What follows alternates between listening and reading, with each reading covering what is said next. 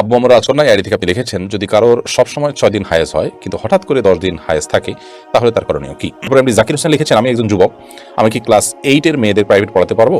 MD Sabir Hossain আপনি লিখেছেন, কাউকে অপমান করে ফেলেছি কিন্তু এখন সে কোথায় আছে জানি না, এখন কি করা উচিত? এরপর তামান্না সুলতানা লিখেছেন, স্বামীকে দিনদার বানানোর কোনো আমল আছে কিনা?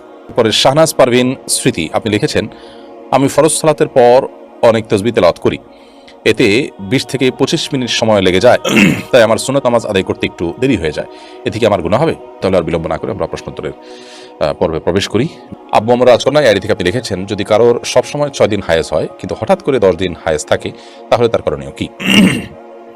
কারণ যদি সবসময় 6 দিন মাসিক হয়ে থাকে এবং এটাই তার নিয়মিত অভ্যাস, হঠাৎ 10 দিন হয়েছে এবং এরপর থেকে এটাই 10 দিনটাই ফিক্সড হয়ে গেল, এরকম যদি হয় তাহলে সেক্ষেত্রে বুঝতে হবে তার অভ্যাসের পরিবর্তন হয়েছে এবং সেটা মাসিক হিসেবে ধরা হবে।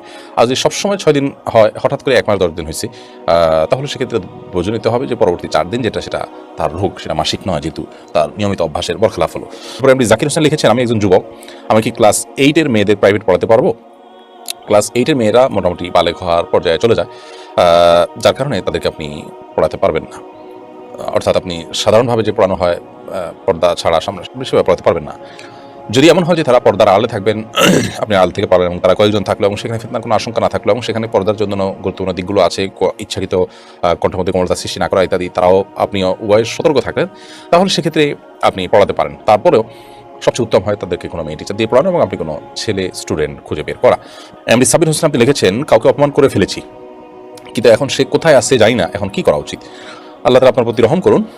এরকম যদি হয় যে আপনি কাউকে অপমান করে ফেলেছেন, অসম্মান করে ফেলেছেন, সে কোথায় আছে আপনি জানেন না, তাহলে সেক্ষেত্রে আল্লাহর কাছে আপনি মাপ চাইবেন এবং তার জন্য মাপ চাইবেন, নিজের জন্য মাপ চাইবেন, তার জন্য মাপ চাইবেন যে আল্লাহ আপনি তাকে মাফ করে দিন।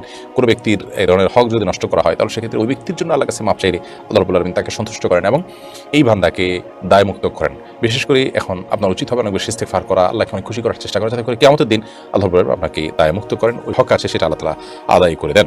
এরপর তামান্না সুলতানা লিখেছেন, স্বামীকে দিনদার বানানোর কোনো আমল আছে কিনা?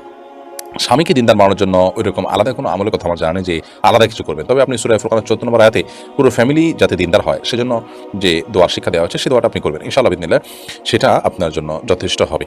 পরে শাহনাজ পারভিন স্মৃতি আপনি লিখেছেন, আমি ফরজ সালাতের পর অনেক তাসবিহ তেলাওয়াত করি, এতে 20 থেকে 25 মিনিট সময় লেগে যায়, তাই আমার সুন্নত নামাজ আদায় করতে একটু দেরি হয়ে যায়, এতে কি আমার গুনাহ হবে?